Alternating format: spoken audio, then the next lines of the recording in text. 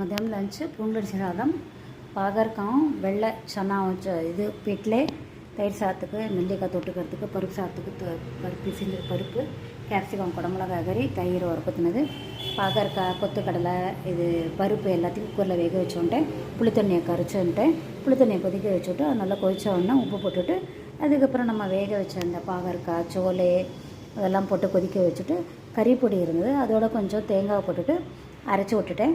அப்புறம் அதில் புளி தண்ணி கொதிச்ச உடனே அந்த காய் சோலையெல்லாம் போட்டோன்னா அந்த அரைச்சி விட்டதையும் கொட்டிட்டு 3 கரண்டி வேக வச்சு துவரம் பருப்பு போட்டு கடுகு கருவேப்பிலை தாளித்து விட்டேன்.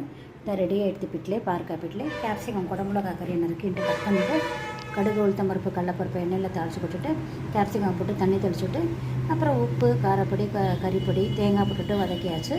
இதான் இன்றைக்கி மெனு, சிம்பிள் மெனு. பார்த்துட்டு கமெண்ட் பண்ணுங்கள், சப்ஸ்கிரைப் பண்ணுங்கள். தேங்க்யூ ஸோ மச் ஃபார் வாட்சிங்.